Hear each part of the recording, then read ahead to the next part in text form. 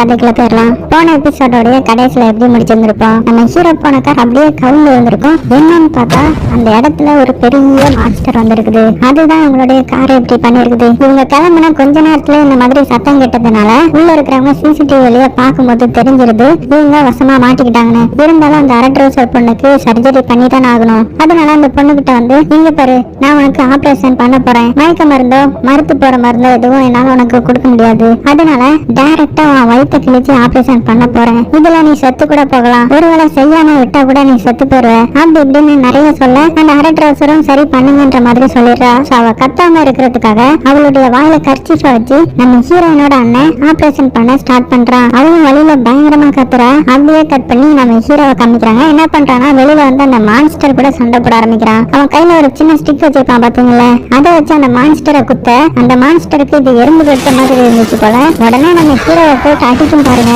நம்ம ஹீரோ எல்லாம் பறக்க விடுது. அது போக அந்த சிமெண்ட் பைப்பையும் தூக்கி போடுது. இருந்தாலும் நம்ம ஹீரோ எப்படியோ தப்பிச்சு ஓடிட்டே இருக்கிறான். இந்த டைம் அந்த கண்ணாடி தாத்தா அந்த இடத்துக்கு வந்து பாட்டில தீ எரிய வச்சு அந்த மான்ஸ்டர் மேல போடுறாங்க. தீ பட்டால அந்த மான்ஸ்டர் செத்து போயிருமே. இருந்தாலும் அந்த மான்ஸ்டர் என்ன பண்ணுதுன்னு பாத்தீங்கன்னா, அப்படியே மண்ணுல விழுந்து அதோட தீய அணைச்சிட்டு இருக்குது. இந்த காப்பை யூஸ் பண்ணி நம்ம ஹீரோவை காப்பாத்தி அங்க இருந்து கிளம்பும் போது இந்த தாத்தாவுடைய வாயில இருந்து கொலை கொலைன்னு ரத்தம் வர ஆரம்பிக்குது. சோ இது எதுக்கு வருதுன்னு பாத்தீங்கன்னா, அவருக்கு ரொம்ப நாளா உடம்பு சரியில்லாம இருந்திருக்கும்ல, அவருடைய உடம்பு வீக் ஆகி வாயில இருந்து பயங்கரமா ரத்தம் வருது. இந்த டைம் அந்த பெரிய மான்ஸ்டரும் இவங்க முன்னாடி வந்து நிக்குது. அவ்வளவுதான்டா நம்மள போட்டு பழக்க போகுதுன்னு நினைக்கும் போது இந்த தாத்தா என்ன பண்றாருன்னு பாத்தீங்கன்னா, இத்தனை வருஷம் நான் நல்லாவே வாழ்ந்துட்டேன், நீ என்ன வாழணும்னு சொல்லி நம்ம ஹீரோவை தள்ளி விட அந்த மான்ஸ்டர் வேகமா கை வாங்கும் பாருங்க. இந்த டைம்ல ஒரு ட்ரக் இந்த மான்ஸ்டர் மேலேயே வந்து மோதிருது. யாருன்னு பார்த்தா அது அந்த ஃபயர் ஃபைட்டர் பொண்ணு.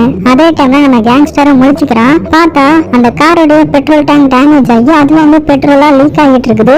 அது போக இங்க நடந்த அந்த சம்பவத்தினால அந்த இடத்துல தீ பொறியா விழ ஆரம்பிக்குது. அதனால கொஞ்ச நேரத்துல இந்த கார் வெடிச்சிரும். அப்ப பாத்தீங்கன்னா உள்ள அந்த நர்ஸ் இருக்காங்கல்ல, அவங்க இன்னுமே மயக்கத்துலதான் இருப்பாங்க. அவங்க எப்படியாவது காப்பாத்தணும்னு இந்த கேங்ஸ்டர் அந்த நர்ஸை பிடிச்சு வெளியில இழுக்க ஆரம்பிக்கிறான். இந்த சைடு அந்த மான்ஸ்டர் அந்த ட்ரக்கை பிடிச்சு ஆட்ட ஆரம்பிக்குது. உள்ளதான் ஃபயர் ஃபைட்டர் பொண்ணு இருக்காங்க. சோ எப்படி அந்த ட்ரக்கை விட்டு வெளியில வந்ததும் கரெக்டா அந்த மான்ஸ்டரும் அந்த ட்ரக்கை இவங்க மேல சரிச்சு விடுது. ஆனா எப்படியோ தப்பிச்சிடுறாங்க. உடனே இந்த சைடு இருக்கிற அந்த கேங்ஸ்டரை இந்த மான்ஸ்டர் பாத்துருது. சோ வேகமா கேங்ஸ்டர் அட்டாக் பண்ண வரவும் அந்த கேங்ஸ்டர் கரெக்டான டைம் அந்த நர்ஸை காப்பாத்தி வெளியில இழுத்துட்டு வந்து சேஃபா ஒரு இடத்துக்கு வந்துடுறான். இந்த மான்ஸ்டர் வேற இவங்களை பிடிச்சு வந்துச்சுல, அப்படியே இந்த கார் பக்கத்துல வரவும் கரெக்டா அந்த கார் வெடிக்குது. அதனால இந்த மான்ஸ்டர் மேல தீ பத்திக்குது. சோ இதுதான் சான்ஸ், இதை பயன்படுத்திக்க வேண்டியதானே. இந்த ஃபயர் ஃபைட்டர் பொண்ணு மறுபடியும் அந்த ட்ரக்ல ஏறி உட்காந்து நேரா அந்த மான்ஸ்டர் மேல மோதி பக்கத்துல ஒரு குழி இருக்கும், அந்த குழிக்குள்ள எப்படியாவது தள்ளி விட்டுலாம் ட்ரை பண்றா. கடைசியில ஒரு வழியா குழிக்குலாம் தள்ளி விட்டுறா. அப்புறமா அந்த தீ எறிஞ்சிட்டு இருக்க வேனியை உள்ள தள்ளி விட்டு மொத்தமா அந்த மான்ஸ்டர் மேல தீ பத்த வச்சு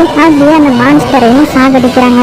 அப்புறமா அந்த ட்ரக்ல இருக்கிற தண்ணியெல்லாம் எடுத்து அபார்ட்மெண்ட்ல லோட் பண்ணிட்டு இருக்கும்போது நம்ம ஹீரோயினோட அண்ணன் அந்த இடத்துக்கு வந்து, ஆமா வெளியில போனல, வெளியில அப்படி இருக்குது, யாராவது இருக்காங்களா, வெளியில என்னெல்லாம் பார்த்தா அதெல்லாம் ஒண்ணு விடாம என்கிட்ட சொல்லுன்னு சொல்லும் போது, சரி அதெல்லாம் விடு, நான் போனதுக்கு அப்புறம் ஹீரோவுக்கு இந்த மாதிரி மறுபடியும் ஏதாவது சிம்டம் வந்துச்சா, அவன் என்னெல்லாம் பண்ணா அப்படி இப்படின்னு ஒண்ணு விடாம எனக்கு சொல்லுன்ற மாதிரி இந்த ஃபயர் ஃபைட்டர் பொண்ணு கேக்குறா. அப்படியே கட் பண்ணி இந்த சைடு அந்த நர்ஸை காமிக்கிறாங்க. அவளும் கண்ணு முழிச்சுக்கிறா. பார்த்தா நம்ம கேங்ஸ்டர் தான் அவளுக்கு வந்து ட்ரீட்மெண்ட் பண்ணிருந்திருக்கா. இது அவளுக்கும் தெரியுது. ஆனா கேங்ஸ்டர் பாத்தீங்கன்னா எதுவுமே தெரியாத மாதிரி சைடுல நின்னுட்டு இருக்கான். சோ அப்படியே நம்ம கேங்ஸ்டரை இந்த நர்ஸ் பாக்குறா. அப்படியே கட் பண்ணி இந்த சைடு நம்ம ஹீரோ உட்கார்ந்துட்டு இருக்கும்போது இந்த ஃபயர் ஃபைட்டர் பொண்ணு வேகமா நம்ம ஹீரோ கிட்ட வந்து அவனுடைய கையிலேயே கத்தி வச்சு கிழிச்சிடறா. பார்த்தா நம்ம ஹீரோவோட காயமா ஆட்டோமேட்டிக்கா சரியாகுது. நீ இந்த மாதிரி எப்படி பண்ண, நீ எப்படி மான்ஸ்டரா மாறாம தப்பிச்ச, உன் உடம்புக்குள்ள இருந்து இன்னொரு மான்ஸ்டர் வந்து உங்ககிட்ட பேசுற மாதிரி தெரியுமா, எல்லாம் உண்மையுமே சொல்லு அப்படி இப்படின்னு கேட்க, ஆமா அதெல்லாம் எதுக்கு நீங்க கேக்குறீங்க நம்ம ஹீரோ கேட்கும்போது, இல்ல நீ சொல்லிதான் ஆகணும்ன்ற மாதிரி ரொம்பவே ஃபோர்ஸ் பண்றாங்க.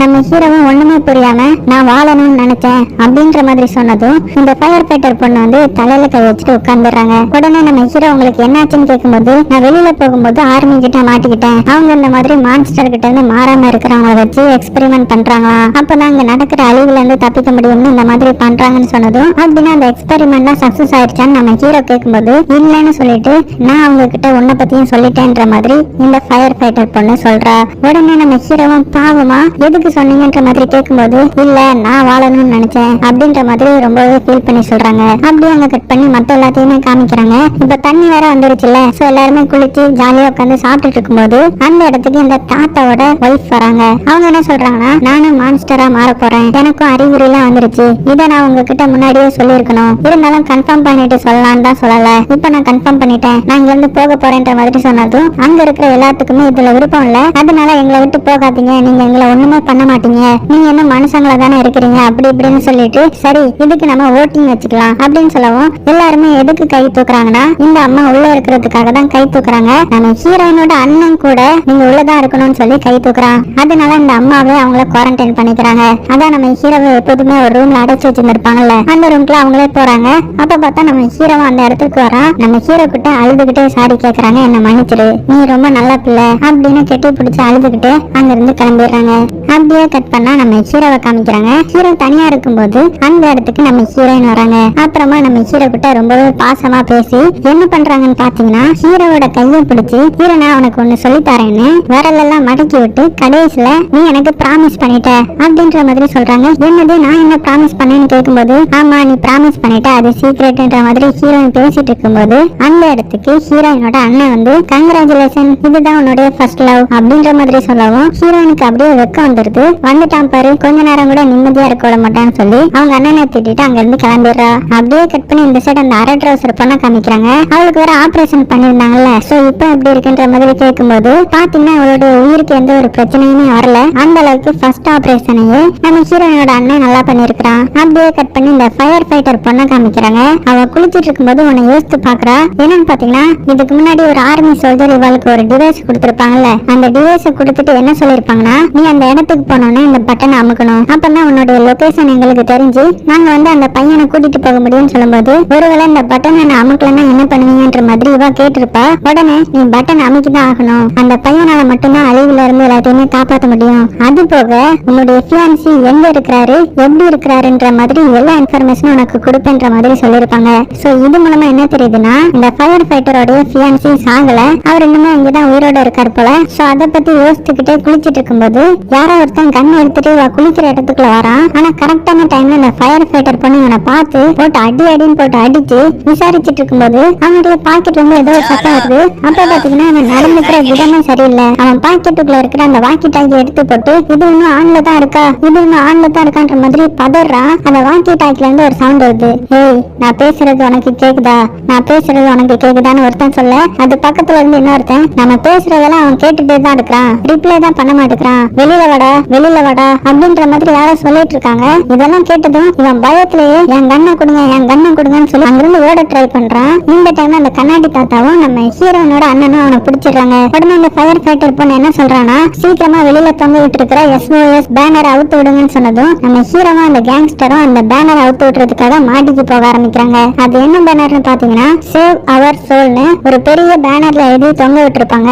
அதை தான் கலெக்ட் விட சொல்லியிருக்கிறா. அதை கலெக்டறதுக்காக தான் நம்ம ஹீரோவும் அந்த கேங்ஸ்டரும் மாட்டிக்கிட்டே இருக்காங்க. இந்த டைம் அந்த ஃபயர் ஃபைட்டர் பொண்ணு ஒரு அம்மாவை தனிமைப்படுத்தி வச்சிருக்காங்கல்ல, அதான் ஜாம்பி அறிகுறி வந்ததுனால நேரா அந்த அம்மா கிட்ட வந்து ஒன்னும் கவலைப்படாதீங்க, 15 நாள் மட்டும் நீங்க கண்ட்ரோல்டா இருந்துக்கிட்டீங்கன்னா அதுக்கப்புறம் எல்லாமே சரியாகிரும்ன்ற மாதிரி பேசிட்டு இருக்கும்போது அந்த அம்மா மூக்குல இருந்து கொலன்னு ரத்தம் வர ஆரம்பிக்குது. அப்படியே கட் பண்ணி நம்ம ஹீரோவையும் கேங்ஸ்டரையும் காமிக்கிறாங்க. மாடிக்கு வந்து அந்த SOS பேனரையும் அவுத்து விட்டுறாங்க. அப்புறமா சரி லிப்ட் வழியா கீழே போலான்னு பார்க்கும்போது அந்த லிப்டுக்குள்ள ஒரு ஜாம்பி போகுது. சோ இது எந்த ஜாம்பின்னு பாத்தீங்கன்னா ஸ்டார்டிங் சீன்ல ஒரு செக்யூரிட்டி இருந்தா பாத்தீங்களா, அந்த செக்யூரிட்டி தான் இப்ப அந்த ஜாம்பியா மாறி இருக்கிறான். நேரா லிப்டுக்குள்ள போய் பேஸ்மெண்ட்டுக்கு தான் போக போறான். ஏன்னா பேஸ்மெண்ட்ல தான் எல்லாருமே இருக்கிறாங்க. இதை நம்ம ஹீரோ பார்த்ததுமே வேகமா தடுக்கிறதுக்காக வரான். ஆனா அதுக்குள்ள லிப்ட் கீழே போயிருது. எப்படியாவது பேஸ்மெண்ட்ல இருக்கிறவங்கள காப்பாத்தி ஆகணும்னு நம்ம ஹீரோவும் கேங்ஸ்டரும் படி வழியாவே கீழே போறாங்க. அப்படி போகும்போது இந்த ட்ராப் வச்சிருப்பாங்க பாத்தீங்களா, அது மேல பட்ட கூட அலாரம் சத்தம் கேட்குமே, அந்த ட்ராப் எல்லாம் புடிங்கி விட்டுட்டே போறாங்க. அதனால கீழே இருக்கிறவங்களுக்கு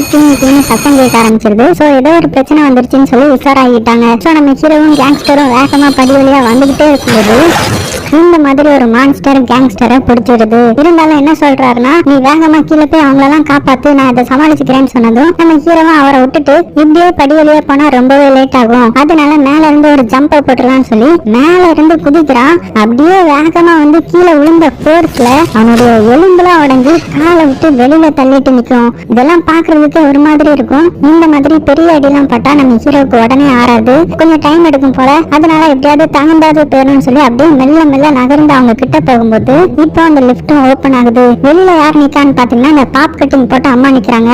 இந்த மாதிரி அந்த செக்யூரிட்டி ஜாம்பியோட தலை மட்டும் அப்படியே பின்னாடி திரும்புது. கையில ஒரு செயின்சா மிஷினையும் எடுத்துட்டு வந்திருக்குது போல. அதை அப்படியே ஆன் பண்ணி அந்த அம்மாவை கொலை பண்றதுக்காக வருது. அவங்களும் ரொம்பவே பயந்து போயிடுறாங்க. என்ன பண்றதுன்னு தெரியாம முடிச்சிட்டு இருக்கும்போது இந்த கொரியன் டீச்சர் தான் கரெக்டான டைம்ல அந்த இடத்துக்கு வந்து அந்த ஜாம்பி அடிப்பான் பாருங்க. கத்தி வச்சு சும்மா சதக்கு சதக்குன்னு சண்டை போட்டுட்டு இருக்கான். ஆனா அந்த ஜாம்பி ரொம்பவே பவர்ஃபுல்லா இருக்கிறதுனால செயின்சா மிஷின் வச்சு அதுவும் பயங்கரமா சண்டை போடுது. திடீர்னு ஒரு கட்டத்துல அந்த கொரியன் டீச்சர் அப்படியே கீழே விழுந்துடுறாரு. அவர் மூஞ்செல்லாம் பாத்தீங்கன்னா அப்படியே ரத்தமா இருக்குது. என்னன்னு பார்த்தா இந்த மாதிரி அவருடைய கை மட்டும் தனியா கிடக்குது. அவர் ஒரு இடத்துல தனியா கீழே விழுந்து கிடக்குறாரு. அந்த செயின்சா மிஷினை வச்சு 2 துண்டா அவருடைய கையை வெட்டிடுது. இதெல்லாம் அங்க நிக்கிறவங்க பார்த்து அப்படியே மிரண்டு போறாங்க. என்ன பண்றதுன்னு தெரியாம உறைஞ்சு போய் நிக்கிறாங்க. இந்த கொரியன் டீச்சருக்கு வேற பயங்கரமா வலிக்குது. உடனே அந்த ஜாம்பி என்ன பண்ணுதுன்னா மறுபடியும் அந்த செயின்சா மிஷினை எடுத்து மத்தவங்களை கொலை பண்றதுக்காக போக ஆரம்பிக்குது. இந்த வாட்டியும் அந்த கொரியன் டீச்சர் விடாமுயற்சியா அந்த உடஞ்ச கையை வச்சு அவருடைய துண்டா வெட்டி போன ஒரு கை கிடக்குதுல்ல, அந்த கையில இருக்கிற கத்திய இந்த உடஞ்ச கையை வச்சு எடுத்து மறுபடியும் அந்த ஜாம்பி பின்னாடி போய் சதக்குன்னு ஜாம்பியை குத்த ஆரம்பிக்கிறாரு. இந்த டைம்ல நம்ம ஹீரோ அப்படியே நகர்ந்து வந்து இந்த கொரியன் டீச்சரை பாக்குறான். அவனுக்கு ரொம்பவே கஷ்டமாகிருக்கு. ரொம்பவே ஃபீல் பண்ணி கதறி அழுகுறான். இந்த சைடு அந்த ஜாம்பி மறுபடியும் அந்த கொரியன் டீச்சரை அட்டாக் பண்ண ஆரம்பிக்குது. நம்ம எப்படியும் செத்து தான் போக போறோம்னு அந்த ஜாம்பி அப்படியே பிடிச்சு லிப்டுக்குள்ள தள்ளி விட்டு லிப்ட க்ளோஸ் பண்ணலான்னு பார்த்தா ஆனா லிப்ட் க்ளோஸ் ஆக மாட்டேங்குது. உடனே அங்க இருக்கிற எல்லார்ட்டையும் என்ன தீயால கொளுத்துங்கன்ற மாதிரி சொன்னதும் அங்க இருக்கிற எல்லாருமே பாத்தீங்கன்னா அப்படியே உடஞ்சு போயிருக்காங்க. நம்ம ஹீரோனோட அண்ணன் மட்டும் ஒரு பாட்டில் எடுத்துட்டு வந்து அப்படியே அந்த கொரியன் டீச்சரோட கண்ணை பாப்பான் பாருங்க. இந்த பார்வையே 1000 மொழிகளை பேசும். ரொம்பவே பாவமா இருக்கும். இங்க நம்ம ஹீரோனோட அண்ணனும் அப்படியே மனசை கல்லாக்கிட்டு ரொம்பவே ஃபீல் பண்ணி அழுதுகிட்டு அந்த பாட்டில உள்ள தூக்கி போடவும் லிப்ட் ஃபுல்லா அப்படியே தீ எரிய ஆரம்பிக்குது. அதோட இந்த எபிசோடையும் முடிக்கிறாங்க. சோ வேற லெவல் எண்டிங்கா இருந்திருக்கும் நம்புறேன். அப்படின்னா பாத்துக்கோங்க மிச்சம் இருக்கிற 2 எபிசோடும் எந்த அளவுக்கு இருக்கும்னு. சோ நாளைக்கு நம்ம அதை பார்த்து முடிச்சிடலாம். சோ இந்த எபிசோடு எப்படி இருந்துச்சுன்றத மறக்காம கீழே கமெண்ட் பண்ணுங்க.